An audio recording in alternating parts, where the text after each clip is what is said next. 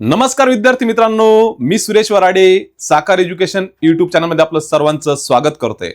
पुन्हा एकदा आलोय तुमच्या भेटीला एक लार्जेस्ट रिक्रुटमेंट न्यूज घेऊन। भारतातील जे की लार्जेस्ट पब्लिक सेक्टर बँक आहे स्टेट बँक ऑफ इंडिया, सरकारी बँक सर्वात मोठी, हिच्यामध्ये जवळपास 11,179 वॅकन्सी जे आहे याची रिक्रुटमेंट आलेली आहे। मग या 11,079 वॅकन्सी जे आहे यापैकी महाराष्ट्राच्या वाट्याला जवळपास 2438 वॅकन्सी या ठिकाणी आलेल्या विद्यार्थी मित्रांनो।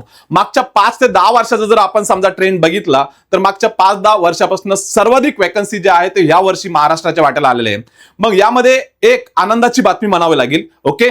तर पण यामध्ये दुसरी एक बातमी अशी पण आहे की हिंदी स्टेटला जे आहे त्या वॅकन्सीज फार कमी प्रमाणात आलेल्या आहे आणि काही साऊथ स्टेटला जे आहे ते वॅकन्सी पण काही ठिकाणी 0 आलेला आहे। मग या ठिकाणी हिंदी स्टेट वाले जे आहे ते महाराष्ट्रामध्ये अप्लाय करू शकतात आणि साऊथ वाले जे आहेत त्यांना मराठी लँग्वेजचा प्रॉब्लेम असतो, त्यामुळे त्यांची कॉम्पिटिशन नाही येणार। पण बिहारमध्ये वॅकन्सीज नाहीये किंवा काही हिंदी स्टेटमध्ये वॅकन्सीज नाहीये तर ते महाराष्ट्रामध्ये अप्लाय करू शकतात, कारण हिंदी आणि मराठीची देवनागरी लिपी जी आहे जवळपास सेम आहे विद्यार्थी मित्रांनो, ओके।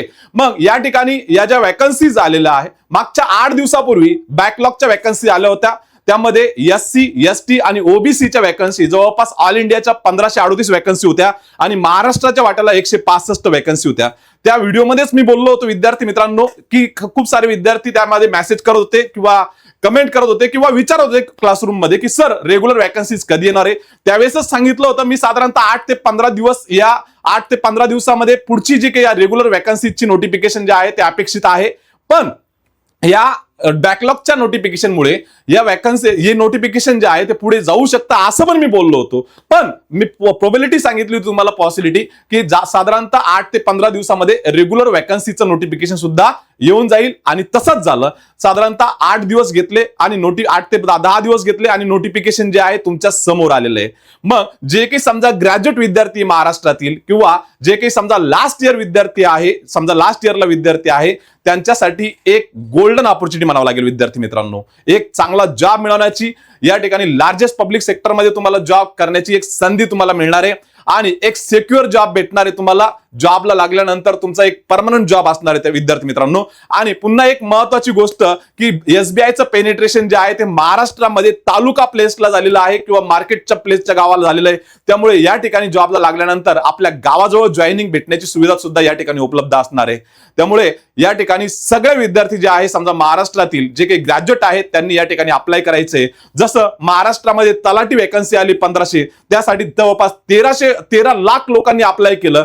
या ठिकाणी त्याच्यापेक्षा कितीतरी जास्त वॅकन्सी आहे स्टेट बँक ऑफ इंडियाच्या, 2438 वॅकन्सी आहे। तर या ठिकाणी सुद्धा ऍप्लिकेशन वाढलेले पाहिजे विद्यार्थी मित्रांनो आणि एसबीआय मध्ये जॉब मिळाला पाहिजे। महाराष्ट्रातील विद्यार्थ्यांचा या ठिकाणी जॉब मिळण्याचा टक्का जो आहे तो वाढवला पाहिजे। इतर राज्यातील विद्यार्थ्यांना आपल्या ठिकाणी जॉब मिळवता कामा नाही आलं पाहिजे, त्यांच्यापर्यंत ही जी संधी आहे समजा त्यांच्यापर्यंत गेली नाही पाहिजे किंवा महाराष्ट्रातले जॉब त्यांनी मिळवले नाही पाहिजे। यासाठी तुम्ही काय केलं पाहिजे, जोरात तयारी केली पाहिजे विद्यार्थी मित्रांनो। मग आजच्या लेक्चरमध्ये आपण काय करणार आहोत, आज या ठिकाणी वॅकन्सीज कॅटेगरी वाईज कशा आहे, नंतर एज्युकेशन क्वालिफिकेशन काय लागतं, एज क्रायटेरिया काय लागतो, नंतर एलपीटी कशी, एलपीटी साठी कोणकोणते सब्जेक्ट आपल्याला प्रिपेअर करावं लागेल, नंतर पुन्हा सॅलरी कशी आहे, नंतर ऍप्लिकेशन फीस काय, याच्याबद्दल मी पूर्ण डिटेल इन्फॉर्मेशन तुम्हाला आज सांगणार आहे। त्याकरता व्हिडिओ जो आहे तुम्हाला शेवटपर्यंत बघायचा आहे। बघितल्यानंतर तुम्हाला आवडल्यास लाईक करायचं आहे आणि जे काही समजा महाराष्ट्रातील ग्रॅज्युएट विद्यार्थी आहे, बेरोजगार आहे, त्यांच्या हातात जॉब नाहीये, त्यांच्यापर्यंत हा व्हिडिओ तुम्हाला शेअर करायचा आहे, कारण तलाठी भरतीपेक्षा निश्चितच मोठी भरती, लक्षात घ्या विद्यार्थी मित्रांनो। 2438 महाराष्ट्राच्या वाट्याला जागा म्हणजे खूप मोठी रिक्रुटमेंट मागच्या 5 ते 10 वर्षामध्ये, त्यामुळे सर्वाधिक ऍप्लिकेशन या ठिकाणी गेले पाहिजे, अर्ज करायला लावायला पाहिजे। जे लोक समजा घरी बसलेले आहे किंवा नोकरी नाही हातामध्ये त्या विद्यार्थ्यापर्यंत ही ऍडव्हर्टाइज तुम्हाला पोहोचवायची आहे। क्लिअर आहे? चला स्टार्ट करूया आपण आता या ऍडव्हर्टाइजला। 11,179 वॅकन्सी महाराष्ट्राच्या वाट्याला 2438। आता या इन्क्लुडिंग ऑल आहे, यामध्ये काय याच्या आहे, व्ही आहे, एक्स सर्व्हिसमन आहे, ओके, नंतर डिसेबल सर्व्हिस एक्समन आहे, सर्व कॅटेगरीचे जे आहे एकत्रित करून मी तुमच्या समोर या जागा ठेवलेल्या आहे विद्यार्थी मित्रांनो। मग आता पुढे बघा, ऍप्लिकेशन जे आहे ते कधी स्टार्ट होतात, नंतर या ठिकाणी फीस कशी आहे, एक्झाम कधी होणार आहे त्याच्याबद्दल आपण बोलूया। साधारणतः या ठिकाणी ऍप्लिकेशन 11/8/2026 पासून म्हणजे आजपासून ऍप्लिकेशन जे आहे चालू झालेले विद्यार्थी मित्रांनो आणि लास्ट डेट जी आहे साधारणतः 31/8/2026 पर्यंत लास्ट डेट आहे. आज 11 ऑगस्ट आहे आणि 31/8/2026 ला याची लास्ट डेट त्यांनी दिलेली विद्यार्थी मित्रांनो. म्हणजे तुमच्या हातामध्ये किती दिवस आहे? साधारणतः 20 दिवस आहे तुमच्यासाठी ऍप्लिकेशन करण्यासाठी. क्लिअर आहे. नंतर इथे सांगितलं there is no provision of inter circle transfer, inter state transfer for junior associate be recruited before completion of 5 years of service. However, after completion of 5 years service only is exceptional cases such as extreme compensation ground, spouse ground, the bank its sole discretion may consider transfer request as per the bank transfer policy. Instruction applicable at the relevant time for the post. आता application करत असताना पहिलं लक्षात घ्या विद्यार्थी मित्रांनो, महाराष्ट्रामधून तुम्ही अप्लाय करता. ओके, तर महाराष्ट्रामध्ये तुम्हाला 2 सर्कल असणार आहे. यामध्ये महाराष्ट्र सर्कल आणि मुंबई मेट्रो सर्कल. मी पहिल्या नोटिफिकेशन मध्ये पण क्लिअर केलं होतं, आता पण क्लिअर करतो. ऍप्लिकेशन करत असताना जर तुम्हाला समजा मुंबई वगळता जॉब करायचा असेल, समजा मुंबईमध्ये वगळता म्हणजे काय, जर तुम्हाला मुंबई सिटी, मुंबई सबअर्बन, ठाणे, रायगड आणि पालघर या 4 जिल्ह्याला 5 जिल्ह्याला सोडून जर तुम्हाला जॉब करायचा असेल तर तुम्हाला पहिलं सर्कल चूज करायचंय महाराष्ट्र आणि दुसरं करायचंय मुंबई मेट्रो.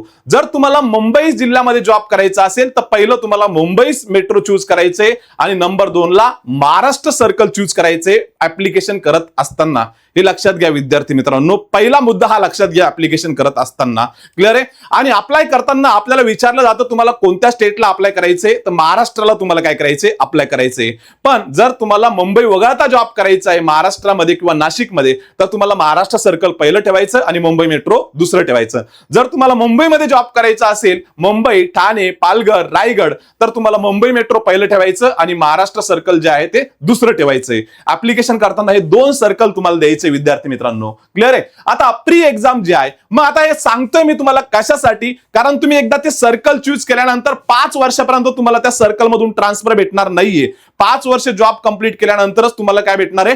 ट्रान्सफर भेटणारे विद्यार्थी मित्रांनो. त्याकरता सर्कल चूज करताना व्यवस्थित तुम्ही काय करा? विचार करून सर्कल चूज करा. क्लिअर आहे. तुम्हाला कुठे जॉब करायचा आहे, तुम्हाला जॉईनिंग कुठे पाहिजे, नियर प्लेस पाहिजे असेल तर हे सगळ्या गोष्टीचा विचार करून तुम्हाला काय करायचंय? अप्लाय करायचे विद्यार्थी मित्रांनो. साधारणतः सप्टेंबरमध्ये, आता बॅकलॉगची पण एक्झाम सप्टेंबरमध्ये होणार आहे प्री एक्झाम्स, आणि मेन्स एक्झाम ती ऑक्टोबरमध्ये होणार आहे. पण या ठिकाणी रेग्युलर वॅकन्सीचा आपण विचार करू तर रेग्युलर वॅकन्सीची मेन्स एक्झाम जी आहे साधारणतः नोव्हेंबरमध्ये होणार आहे.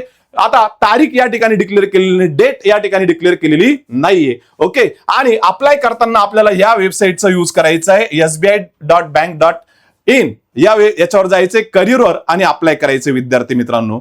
आता महाराष्ट्राचा विचार केला तर महाराष्ट्रामध्ये सर्कल, स्टेट, नंतर language, category wise, regular vacancy, PWD, ex serviceman, नंतर SC, ST, OBC, PWD, backlog vacancy, याच्याबद्दल आपण थोडी चर्चा करूया विद्यार्थी मित्रांनो. आता या ठिकाणी बघा, पुढे बघा, या ठिकाणी एससी, एसटी, ओबीसी, नंतर बॅकलॉग वॅकन्सी कशा आहे. महाराष्ट्राचा जर विचार केला तर महाराष्ट्र बघा, महाराष्ट्रामध्ये 2 सर्कल येतात, मुंबई मेट्रो आणि महाराष्ट्र. मी तुम्हाला पहिलेच बोललो या 2 सर्कल मध्ये तुम्हाला चूज करायचंय महाराष्ट्रामधून. मग या ठिकाणी मराठी येणं कंपल्सरी आहे. जर तुम्ही या सर्कल मध्ये चूज करताय तर मराठी येणं कंपल्सरी आहे. ओके, मग वॅकन्सीज कशा आहे तर वॅकन्सी या ठिकाणी 171, नंतर 154, 463, नंतर 171, 759. आता या ठिकाणी जनरल कॅटेगरीच्या ज्या वॅकन्सी ज्या आहे तुमच्या समोर आहे. नंतर पुढे ओबीसीच्या किती आहे आणि एससी एसटीच्या किती आहे, नंतर ईडब्ल्यूएचच्या किती आहे याच्याबद्दल आपण बोलूया. तर या ठिकाणी बघा, एससीच्या वॅकन्सी ज्या आहे जवळपास 171 वॅकन्सीज आहे आणि एससीच्या वॅकन्सी ज्या आहे साधारणतः 171 आहे. नंतर एसटीच्या वॅकन्सी 154 वॅकन्सी, नंतर ओबीसीच्या आहे 463, नंतर ईडब्ल्यूएचच्या आहे 171 आणि जनरलच्या आहे 759. नंतर या ठिकाणी पुढे टोटल जर विचार केला आपण तर 1718 वॅकन्सीज येतात. नंतर पीडब्ल्यूडी कॅन्डिडेट मध्ये सुद्धा चांगल्या वॅकन्सी यावर्षी आलेल्या आहे. तर व्हीआयच्या जवळपास 18, नंतर एचआयच्या 18, नंतर एलडीच्या 17 आणि डिसेबल एक्स सर्व्हिसमॅन ज्या आहे यांच्या आहे 17, नंतर एक्स सर्व्हिसमॅनच्या 171, नंतर पुन्हा डिसेबल एक्स सर्व्हिसमॅनच्या 77, नंतर एससीच्या जवळपास इकडे एससी एसटी ओबीसी पुन्हा बॅकलॉग आहे, मागे ऍड काढली पण या मागच्या वर्षीचा बॅकलॉग जर विचार केला आपण तर या ठिकाणी पुन्हा 37 आहे एससीच्या, नंतर एसटीच्या 3, नंतर ओबीसीच्या 51, नंतर टोटल 91 होतात. नंतर पुन्हा पीडब्ल्यूडीच्या बॅकलॉगचा विचार केला तर व्हीआयच्या 2 आहे, नंतर एचआयच्या 5, नंतर एलडीच्या 12, नंतर डिसेबल सर्व्हिसमॅनचे 11, नंतर टोटल 30 आहे. नंतर इकडे पुन्हा एक सर्व्हिसमॅनचा बॅकलॉग आहे 236, नंतर इकडे 45 आणि इकडे 281. तर अशा पद्धतीने या वॅकन्सी तुमच्या समोर आहे. 2438 टोटल मी तुमच्या समोर आकडा ठेवलेला आहे. सर्वाधिक वॅकन्सी या ऍडव्हर्टाइज मध्ये महाराष्ट्राच्या वाटेला आहे. मग तुम्ही म्हणाल बॅकलॉग कसा राहतो? मी सांगितलं तुम्हाला मिनिमम 30% या ठिकाणी पास होण्यासाठी घ्यावा लागतात मेन्स मध्ये, तरच तुम्हाला एसबीआय घेते, हे लक्षात घ्यायचं आहे तुम्हाला. क्लिअर आहे? चला पुढे. आता पुढचं बघा, या ठिकाणी वॅकन्सीच्या बाबतीत मी क्लिअर केलं. नंतर आता या ठिकाणी महाराष्ट्र स्टेटमध्ये कोणते सर्कल येतात? तर महाराष्ट्र सर्कल आणि मुंबई मेट्रो सर्कल. मी तुम्हाला याच्याबद्दल पहिले पण बोललो. क्लिअर आहे? नंतर 5 वर्षापर्यंत तुम्हाला जे सर्कल चूज केलं ते सर्कल तुम्हाला चूज करता येणार नाही. नंतर ओबीसी सर्टिफिकेटच्या बाबतीत सांगायचं झाल्यास 1/4/2026 नंतर तर तुमचं नॉन क्रिमिनल किंवा कास्ट सर्टिफिकेट जे आहे ते इश्यू केलेलं पाहिजे तुम्हाला जर फॉर्म भरायचा असेल तर. नंतर financial year 2025-26 valid for the year 2026-27. EWS आणि ओबीसी वाल्यांनी लक्षात घ्यायचंय. नंतर या ठिकाणी जे अप्रेंटिस आहे त्याच्याबद्दल पण सांगितलं, त्याच्याबद्दल मी पुढे बोलतो. पण सर्वात महत्वाचा मुद्दा जो आहे तो आहे एज क्रायटेरिया. तर जनरल कॅटेगरीसाठी मिनिमम एज क्रायटेरिया काय आहे आणि मॅक्झिमम काय आहे याच्याबद्दल आपण बोलूया. 1/4/2026 पर्यंत ओके मिनिमम सर्व कॅटेगरीसाठी 20 वर्ष कंप्लीट पाहिजे आणि मॅक्झिमम 28 वर्षापेक्षा जास्त नाही पाहिजे. मग या ठिकाणी ओबीसी असेल, एससी असेल, एसटी असेल यांच्यासाठी पीडब्ल्यूडी साठी एज रिलॅक्सेशन आहे विद्यार्थी मित्रांनो. ओबीसी साठी 3 वर्ष म्हणजे 31 वर्षापर्यंत तो एक्झाम देऊ शकतो मॅक्झिमम. एससी एसटी साठी 5 वर्ष, नंतर पीडब्ल्यूडी आणि जनरल साठी 10 वर्ष. नंतर पुढे जे पीडब्ल्यूडी ओबीसी आहे त्यांच्यासाठी 13 वर्ष आणि पीडब्ल्यू एससी एसटी जे आहे यांच्यासाठी 15 वर्षाचं एज रिलॅक्सेशन आहे. तर अशा पद्धतीनं ज्या तुम्ही एज क्रायटेरिया कंप्लीट करताय की नाहीये हे तुम्हाला काय करायचं या ठिकाणी चेक करायचे विद्यार्थी मित्रांनो. मग आता एज्युकेशन क्वालिफिकेशन किंवा जे काही समजा एसबीआय मध्ये अप्रेंटिस करतायत त्यांच्यासाठी काय दिलेली इन्फॉर्मेशन या ठिकाणी बघा. ज्यांनी समजा एसबीआय ची अप्रेंटिस एक्झाम दिलेली आहे आणि ते सध्या अप्रेंटिस करतायत त्यांच्यासाठी सुद्धा एसबीआयने या ज्युनियर असोसिएटच्या रिक्रुटमेंट मध्ये या ठिकाणी रिलॅक्सेशन ठेवलेलं आहे. साधारणतः एज रिलॅक्सेशन साधारणतः किती ठेवलेलं आहे बघा. तर 1/1/2022 ओके आणि 31/8/2026 okay. Conduct performance found to be satisfactory during the entire training period. Also successful completion of apprenticeship training paper to passing skill evaluations optation of joint national apprentice certificate okay issued by SBI okay. त्यांच्यासाठी सुद्धा age relaxation आहे. Clear आहे? परंतु या ठिकाणी त्यांनी सांगितलं नाही की किती वर्षाचं आहे काय. क्लिअर आहे? नंतर एज्युकेशन क्वालिफिकेशनचा जर विचार केला तर एज्युकेशन क्वालिफिकेशन काय लागतं? फक्त ग्रॅज्युएशन लागतं. काय लागतं? ग्रॅज्युएशन. कधीपर्यंत? 31/12/2026 पर्यंत या ठिकाणी बीए असेल, बीकॉम असेल, बीई असेल, बीएससी असेल, बीफार्म असेल, वायसीएम मधून ग्रॅज्युएट झालेला असेल, इग्नू मधून ग्रॅज्युएट झालेला असेल, 3 वर्षाचं ग्रॅज्युएशन 5 वर्षात केलेलं असेल. फक्त पास पाहिजे. काय पाहिजे? फक्त पास. पर्सेंटेजचा क्रायटेरिया आहे का? नाही. फक्त काय पाहिजे? पास. आणि जो लास्ट इयरचा विद्यार्थी आहे समजा तो सुद्धा या ठिकाणी अप्लाय करू शकतो. ज्याचा रिझल्ट 31/12/2026 पर्यंत त्याच्या हातामध्ये असेल तो विद्यार्थी या ठिकाणी अप्लाय करू शकतो. तर या ठिकाणी आपण एज्युकेशन आणि एज क्रायटेरिया नंतर एज रिलॅक्सेशन याच्याबद्दल पूर्णपणे इन्फॉर्मेशन बघितलेली आहे. आता पुढे या ठिकाणी साधारणतः ही जी इन्फॉर्मेशन आहे जे काही पीडब्ल्यूडी कॅन्डिडेट आहेत त्यांच्यासाठी दिलेली आहे.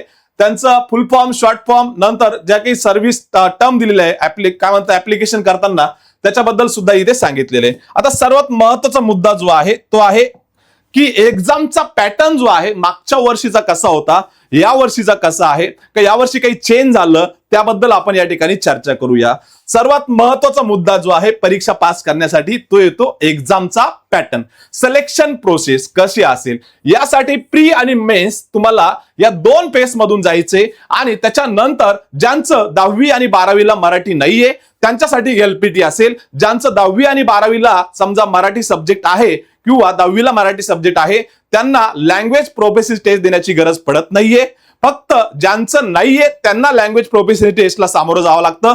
जसं सीबीएसई पॅटर्न मध्ये एज्युकेशन झालं आणि त्याचं मराठी लँग्वेज नव्हतं त्या विद्यार्थ्याला, महाराष्ट्रातील विद्यार्थ्याला सुद्धा एलपीटीला सामोरं जावं लागेल. क्लिअर आहे? चला मग आता या ठिकाणी प्री एक्झामचा पॅटर्न जो आहे साधारणतः 3 सब्जेक्ट यामध्ये असणार आहे किती 3 सेक्शन असणार आहे. मग 100 मार्काची टेस्ट तुमची होणार आहे. इंग्लिश लँग्वेज जे आहे इंग्लिश 30 क्वेश्चन 30 मार्कासाठी टाइम 20 मिनिटं दिले. नंतर मॅथ्स न्यूमेरिकल ॲबिलिटी 35 क्वेश्चन 35 मार्कासाठी टाइम 20 मिनिट आणि बुद्धिमत्ता चाचणी रिजनिंग ॲबिलिटी 35 क्वेश्चन 35 मार्कासाठी टाइम 20 मिनिट.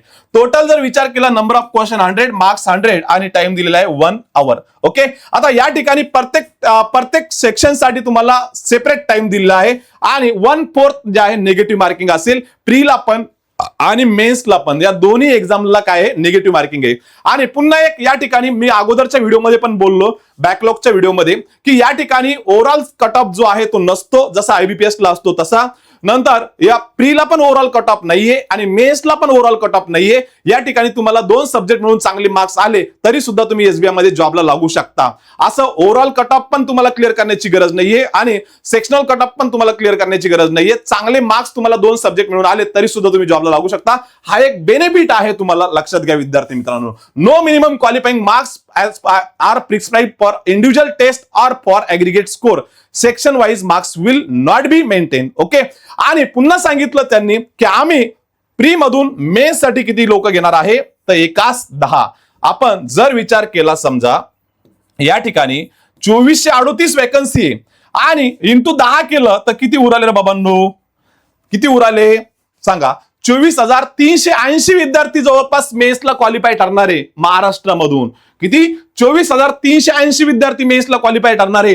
त्यामुळे सगळ्यांनी फॉर्म भरा, एक चांगली ऑपॉर्च्युनिटी आहे. आणि पेपर सोपा असतो रे बाबांनो, पेपर अवघड असतो का नाही.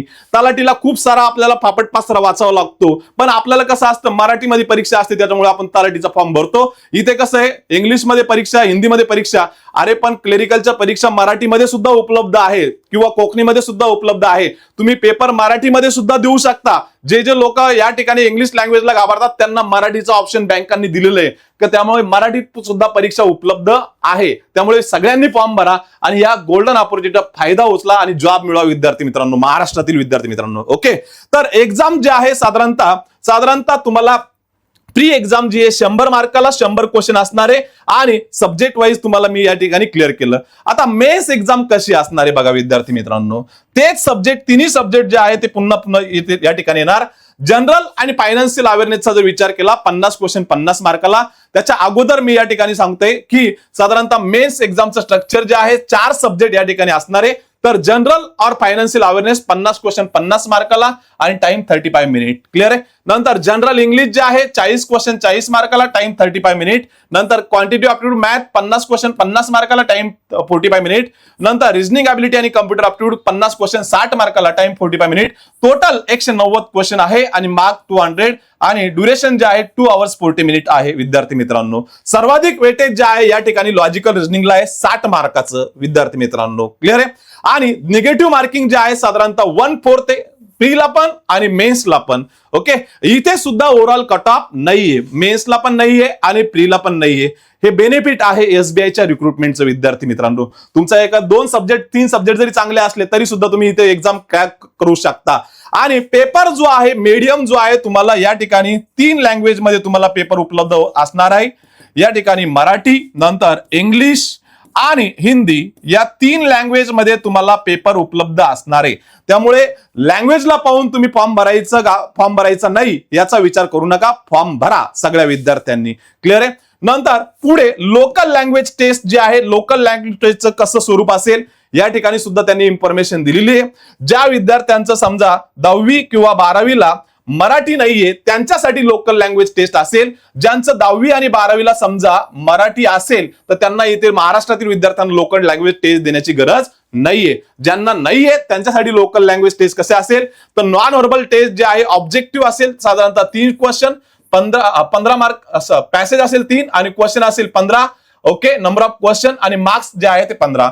नंतर पुढे सब्जेक्टिव्ह असेल 3 पॅसेज आणि 15 क्वेश्चन आणि मार्क्स सुद्धा 15 असेल आणि वर्बल टेस्ट जे आहे साधारणतः या ठिकाणी 20 मार्क असेल. अशा पद्धतीने तुमची जे आहे ज्यांचं नाहीये 10वी 12वीला मराठी त्यांच्यासाठी प्रोफेशनल टेस्ट द्यावा लागेल. ही जे काही टेस्ट आहे ही क्वालिफाईंग नेचरची असेल. या ठिकाणी तुम्हाला यामध्ये मार्क्स जरी चांगले आले तरी सुद्धा तुमचं फायनल सिलेक्शन फक्त मेन्स एक्झामच्या मार्कावर होणार आहे हे लक्षात घ्यायचं आहे. प्री पण क्वालिफाईंग नेचर असणार आहे आणि जे काही एलपीटी असेल ती सुद्धा तुमची काय असणार आहे, क्वालिफाईंग नेचर असणार आहे. क्लिअर आहे. आणि जे काही समजा एसबीआय मध्ये अप्रेंटिस म्हणून जॉब करतात त्यांच्यासाठी एक बेनिफिट असणार आहे की मेन्स एक्झाम मध्ये साधारणतः 200 पैकी त्यांना 5 मार्क बोनस म्हणून दिले जाणार आहे. किती? 5 मार्क. क्लिअर आहे. तर अशा पद्धतीनं या ठिकाणी तुमची एलपीटीचं टेस्ट जी आहे ती असणार आहे विद्यार्थी मित्रांनो. नंतर या ठिकाणी स्पेसिफाईड ऑप्टेड लोकल लँग्वेज हे मी तुम्हाला सांगितलं कशा पद्धतीने असणार आहे. 10th आणि 12th स्टँडर्डला जर असेल तर तुम्हाला एलपीटी देण्याची गरज नाहीये. आता महाराष्ट्रामध्ये एक्झाम कोणत्या लँग्वेज मध्ये तुम्ही देऊ शकता तर महाराष्ट्रामध्ये लँग्वेज सुद्धा दिलेलं आहे. List of medium of examination according to state apply. महाराष्ट्रासाठी अप्लाय करता तर महाराष्ट्रामध्ये तुम्हाला इंग्लिश नंतर हिंदी आणि मराठी मी अगोदरच तुम्हाला बोललो की या लँग्वेज मध्ये तुम्हाला परीक्षा देता येणार आहे. क्लिअर आहे. तर या 3 लँग्वेज मध्ये तुम्हाला परीक्षा देता येणार आहे. नंतर total test of specified opted local language ज्यांचं नाहीये त्यांच्यासाठी तुम्हाला लोकल लँग्वेज टेस्ट द्यायची आहे. नंतर प्रोव्हिजनल सिलेक्शन कसं होणार आहे तर या ठिकाणी प्री एक्झाम क्वालिफाईंग असणार आहे. मेनच्या मार्कावर तुमचं सिलेक्शन होणार आहे हे लक्षात घ्या. फायनल सिलेक्शन कसं होणार आहे, verification of eligibility for the post and information furnished in the online application qualifying in test of specified opted local language. Okay. नंतर पुढे सांगितलं की जे काही समजा या ठिकाणी परीक्षा पास करणारे विद्यार्थी असेल त्यांना तर जॉब मिळणार आहे, परंतु जेवढे की समजा रिक्रुटमेंट आलेली आहे त्याच्या 50% वॅकन्सी ज्या आहे, ओके, 50% विद्यार्थी जे आहे साधारणतः वेटिंग लिस्ट मध्ये ठेवण्यात येणार आहे. ओके. त्यामुळे हा एक बेनिफिट विद्यार्थी मित्रांनो तुम्हाला जेव्हापासून रिझल्ट लागला तर या ठिकाणी वेटिंग लिस्ट मध्ये येण्याचे चान्सेस सुद्धा आहे. क्लिअर आहे. तर चांगली ऑपॉर्च्युनिटी आहे या ठिकाणी. प्री एक्झामचं टेंटेटिव्ह शेड्यूल तुम्हाला सांगितलं अगोदरच त्यांनी दिलेलं आहे. साधारणतः सप्टेंबर मध्ये प्री एक्झाम होणार आहे आणि मेन्स एक्झाम जी आहे ती पुढे तुम्हाला नोव्हेंबर मध्ये त्यांनी सांगितलं. तर सप्टेंबर मध्ये प्री एक्झाम्स नंतर या ठिकाणी तुम्हाला जे की समजा तुम्ही एक्झाम सेंटर जे चूज केलं ते सेंटर तुम्हाला डबल बदलण्याचा अधिकार नाहीये असं नोटिफिकेशन मध्ये क्लिअर केलं. प्री एक्झामचं जी बॅकलॉगची वॅकन्सीज आहेत त्याची पण सप्टेंबर मध्येच प्री एक्झाम आहे आणि जी रेग्युलर वॅकन्सीज आहेत त्याच्या सुद्धा या ठिकाणी प्री एक्झाम जी आहे ती सप्टेंबर मध्येचे विद्यार्थी मित्रांनो. क्लिअर आहे. आता इथे बघा हा महत्वाचा मुद्दा आहे की प्री एक्झाम झाल्यानंतर अनेक विद्यार्थी काय करतात, कॉल लेटर जे आहे ते कलेक्ट करत नाहीये. प्री एक्झामचं जे की समजा ते इन्व्हिजिलेटर असतात त्यांनी त्याच्यावर साईन आणि स्टॅम्प दिलेला असतो ते कॉल लेटर एक्झाम झाल्यानंतर तुम्हाला तुमच्या जवळ सांभाळून ठेवायचंय. कारण तुम्ही मेन्सला जेव्हा जातात त्यावेळेस ते कॉल लेटर तुम्हाला मेन्सला ते काय करतात मागतात. जर तुमच्याकडे कॉल लेटर नसेल प्रीचं तर तुम्हाला मेन्स एक्झामला डिस्क्वालिफाय केलं जातं.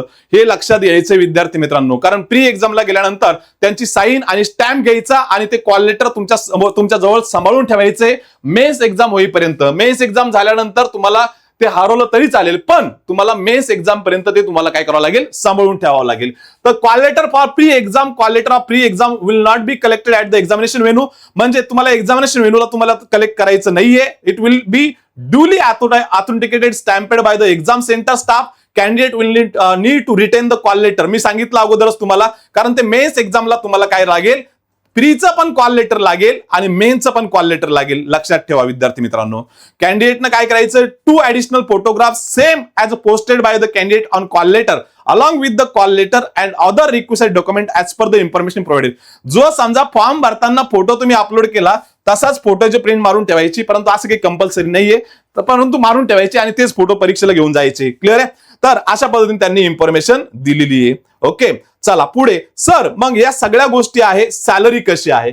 सॅलरी पण चांगली विद्यार्थी मित्रांनो. पर मंथ विचार केला तर या ठिकाणी मुंबई मेट्रो मध्ये total starting annual of clerical cadre employee payable at Mumbai metro like Mumbai 46,000 पासून स्टार्ट होते. ओके. याच्या व्यतिरिक्त हा पे स्केल तुमच्या समोर आहे. नंतर बाकीच्या गोष्टी सुद्धा या ठिकाणी आहे.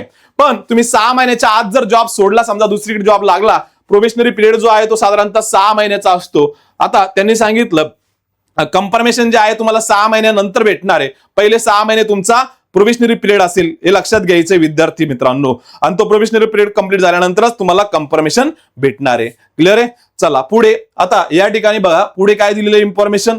तर इथे आयडेंटिटी प्रूफ काय लागतोय तुम्हाला फॉर्म भरत असताना किंवा परीक्षेला जात असताना आयडेंटिटी प्रूफ बद्दल इन्फॉर्मेशन दिलेली आहे.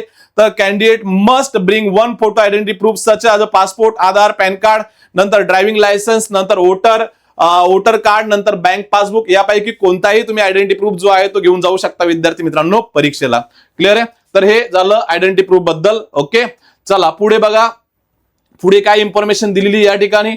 साधारणतः पूर्ण नोटिफिकेशन मध्ये बऱ्याच गोष्टी ज्या आहेत ते सांगितलेल्या आहे, ते व्यवस्थित तुम्ही समजून घ्यायचं. सॅलरीच्या बाबतीत मी सांगितलं, प्रोबेशनरी पिरियडच्या सांगितलं. ओके, आता कॉल लेटर जे आहेत समजा प्रीचं, त्याच्याबद्दल या ठिकाणी सांगतोय की एक्झामच्या अगोदर साधारणतः 10 दिवस अगोदर तुम्हाला कॉल लेटर मिळेल. ओके, SBIच्या वेबसाईटवरून. क्लिअर आहे? नंतर मेन एक्झाम जे आहे जे candidate qualified main examination would be able to download their call letter from the bank websites. Okay, जे मेन्सला क्वालिफाईड राहतील त्यांना सुद्धा 10 दिवसाच्या अगोदर जे आहे ते कॉल लेटर भेटणार आहे मेन्सचं.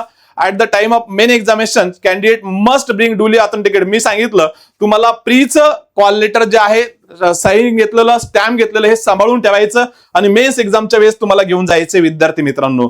या ठिकाणी इन्फॉर्मेशन दिलेली आहे. मग नंतर ऍप्लिकेशन फीस किती आहे, SC ST नंतर OBC आणि जनरल यासाठी फीस किती आहे त्याच्याबद्दल आपण चर्चा करूया. ऍप्लिकेशन फीस आणि इंटिमेशन चार्जेस जे आहे साधारणतः SC ST आणि PWD कॅन्डिडेट आहे यांच्यासाठी फीस नाहीये विद्यार्थी मित्रांनो, नील आहे, झिरो आहे. आणि जनरल OBC आणि EWS यांच्यासाठी 750 रुपये फीस आहे. किती आहे? 750 रुपये. ऍप्लिकेशन कुठे करायचंय तुम्हाला? तर SBIbank.in या वेबसाईटवर जायचंय आणि ऍप्लिकेशन करायचंय. साधारणतः या 31/8/2026 ही लास्ट डेट आहे, तोपर्यंत तुम्हाला ऍप्लिकेशन करता येणार आहे विद्यार्थी मित्रांनो. मग या ठिकाणी प्रीचे एक्झाम सेंटर कोण आहे, मेनचे एक्झाम सेंटर कोणते आहे, नंतर ऍप्लिकेशन करत असताना तुम्हाला हँड रिटन डिक्लेरेशन जे आहे ते तुम्हाला अपलोड करायचंय. तुमचं स्वतःचं एका व्हाईट पेपरवर तुम्हाला ब्लॅक पेननं काय करायचंय, ही जी काही इन्फॉर्मेशन दिलेली आहे ही राईट करायची स्वतःच्या हँड रायटिंग मध्ये आणि ती तुम्हाला अपलोड करायची. साईज वगैरे, पुन्हा लेफ्ट थंब, नंतर फोटो, याबद्दल सगळी इन्फॉर्मेशन तुम्हाला नोटिफिकेशन मध्ये सांगितलेली विद्यार्थी मित्रांनो. ओके, चला पुढे. आता एक्झामचे सेंटर कोणकोणते महाराष्ट्रामध्ये जर विचार केला तर महाराष्ट्रामध्ये बॅकलॉगला पण एक्झाम सेंटर होतं प्रीचं आणि मेनचं. तर प्रीचं आणि मेनचं दोन्ही सेंटर आहे नाशिकला, हे लक्षात घ्या विद्यार्थी मित्रांनो.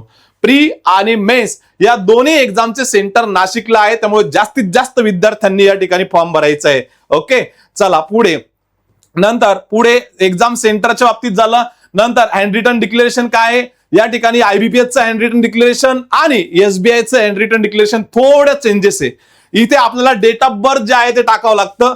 IBPSच्या याच्यामध्ये डेट ऑफ बर्थ टाकावची गरज नाहीये. नंतर फोटोग्राफच्या बाबतीत सांगितलेले आहेत. ओके, नंतर पुढे डायमेन्शन कसं असेल, साईज 20 KB ते 50 KBच्या दरम्यान. नंतर सिग्नेचर हँड रिटन डिक्लेरेशन, लक्षात घ्या सिग्नेचर आणि हँड रिटन डिक्लेरेशन जे आहे कॅपिटल लेटर मध्ये तुम्हाला लिहायचं नाही, हे समजून घ्या. सिग्नेचर पण तुम्हाला कॅपिटल आणि स्मॉल लेटरचा यूज करायचा आहे आणि हँड रिटन डिक्लेरेशन सुद्धा तुम्हाला कॅपिटल आणि स्मॉल लेटर मध्ये काय करायचंय, लिहायचंय. त्यांनी सांगितलं shall not be accepted. Okay, तुम्हाला एक्झाम मधून डिबार केला जाईल जर कॅपिटल मध्ये जर तुम्ही हँड रिटन डिक्लेरेशन अपलोड केलं किंवा साइन कॅपिटल लेटर मध्ये जर तुम्ही अपलोड केली तर तुम्हाला डिबार केला जाईल एक्झाम मधून. क्लिअर आहे? नंतर डॉक्युमेंट जे आहे ते स्कॅन करून तुम्हाला या ठिकाणी अपलोड करायचे. ओके, नंतर सिग्नेचर, लेफ्ट थंब इम्प्रेशन याच्याबद्दल इन्फॉर्मेशन सांगितलेले, काय करायचं काय नाही करायचं याच्याबद्दल सुद्धा इन्फॉर्मेशन दिलेली आहे विद्यार्थी मित्रांनो. सर्व नोटिफिकेशन एकदम व्यवस्थितरित्या मी या ठिकाणी एक्सप्लेन केलं. खूप सारे विद्यार्थी या ठिकाणी अप्लाय करतील अशी मी अपेक्षा धरतो. आणि मागच्या वर्षीचा कट ऑफ कसा होता प्रीचा त्याच्याबद्दल आपण या ठिकाणी बोलूया. आता प्रीचा कट ऑफ जो आहे महाराष्ट्राचा जर विचार केला, साधारणतः सर्व कॅटेगरी या ठिकाणी SC असेल, ST असेल, OBC असेल, नंतर या सर्व कॅटेगरीचा ऑल कॅटेगरीचा जवळपास कट ऑफ होता विद्यार्थी मित्रांनो किती, 100 पैकी जवळपास 60.5. ओके, म्हणजे 65.5 मार्क, 65 म्हणजे 65.5 कट ऑफ होता मागच्या वर्षी प्रीचा. क्लिअर आहे? तर यावर्षी जो आहे वॅकन्सी जास्त आहे. किती आहे वॅकन्सी? जवळपास 2438 आहे, सगळ्या इन्क्लुडिंग यामध्ये HI, VI, नंतर पुढे एक्स सर्व्हिसमन असेल, सगळे हे सगळे धरून आपण जर महाराष्ट्राचा विचार केला तर 2438 वॅकन्सी आहे. आणि इंडियाचा जर विचार केला तर 11,179 वॅकन्सी आहे सगळ्या एकत्र केल्या तर. ओके, त्यामुळे चांगली ऑपॉर्च्युनिटी आहे या ठिकाणी. ओके, महाराष्ट्रातून जर विचार केला आपण तर 24,380 विद्यार्थी मेन्स एक्झामला क्वालिफाय ठरणार आहे. किती? 24,380. मागच्या वर्षीचा कट ऑफ होता 65.5, मागच्या वर्षीपेक्षा यावर्षी वॅकन्सी डबल न झालेल्या विद्यार्थी मित्रांनो, किती डबल न झालेला आहे, त्यामुळे कट ऑफ जो आहे तो काय असेल, कमी असेल यावर्षी. क्लिअर आहे. चला आता पूर्ण नोटिफिकेशन जे आहे ते एकदम व्यवस्थितरित्या मी या ठिकाणी एक्सप्लेन केलं, परंतु तरी सुद्धा काही विद्यार्थ्यांचे डाऊट असतील, फॉर्म भरण्या रिलेटेड असेल, बॅच रिलेटेड असेल किंवा फीस रिलेटेड असेल किंवा ओबीसी सर्टिफिकेट असेल, ईडब्ल्यूएस सर्टिफिकेट असेल, याच्या बाबतीत जे व्हिडिओ पाहत असतील समजा विद्यार्थी, ओके, आपल्या क्लासचे जे असतील ते क्लासला येऊन भेटतीलच, समजा आम्हाला इन्फॉर्मेशन विचारतीलच, परंतु जे बाहेरचे विद्यार्थी आहे समजा जे व्हिडिओ बघतात ते आमच्यापर्यंत त्यांचा ऍक्सेस नाहीये, त्यांनी व्हिडिओ बघितल्यानंतर त्यांच्या मनामध्ये काही डाऊट आला फॉर्म भरण्या रिलेटेड, कास्ट सर्टिफिकेट रिलेटेड, तर तुम्ही कमेंट करायची आहे किंवा ऑफिसच्या नंबरला तुम्हाला काय करायचंय, फोन करून इन्फॉर्मेशन घ्यायची विद्यार्थी मित्रांनो. जे काही अडचण आली पण चुकीची इन्फॉर्मेशन जी आहे त्या ठिकाणी तुम्हाला भरायची नाहीये विद्यार्थी मित्रांनो. आणि जे की समजा एसबीआय ला टार्गेट करणार आहेत त्यांच्यासाठी आम्ही टार्गेट एसबीआय क्लर्क बॅच जी आहे ती स्टार्ट करतोय साधारणतः 25 ऑगस्ट पासून. या बॅचचा टाइम जो आहे सकाळी 11:30 ते 4 या वेळेमध्ये असणार आहे. डेली 4 लेक्चर यामध्ये होणार आहे. यामध्ये लॉजिकल रिजनिंग असेल, मॅथ्स असेल, इंग्लिश असेल, जनरल अवेअरनेस असेल, सगळ्या फॅकल्टी या ठिकाणी उपलब्ध आहे. नंतर एकाच छताखाली तुम्हाला सगळी तयारी करून भेटणार आहे. यामध्ये अभ्यासिका सुद्धा या ठिकाणीच उपलब्ध आहे. सगळ्या गोष्टी तुम्ही एकदा कॅम्पसला व्हिजिट दिल्यानंतर आयडिया येईल. आणि रिझल्टच्या बाबतीत सांगायचं झाल्यास मागच्या 10 वर्षापासून नाशिकच नाही तर महाराष्ट्रामधून पर्सेंटेजच्या टर्म मध्ये सर्वाधिक निकाल देणारी संस्था आमची ठरलेली विद्यार्थी मित्रांनो. क्लिअर आहे. जे विद्यार्थी इंटरेस्टेड आहेत त्यांनी आमच्या संस्थेला भेट द्यायची, व्हिजिट करायची आणि या ठिकाणी डेमो लेक्चर तुम्ही अटेंड करायचे विद्यार्थी मित्रांनो. लेक्चर आवडल्यास लाईक करायचं, शेअर करायचं. पुन्हा भेटूया पुढच्या लेक्चरमध्ये रिक्रुटमेंट न्यूज मध्ये. धन्यवाद. तोपर्यंत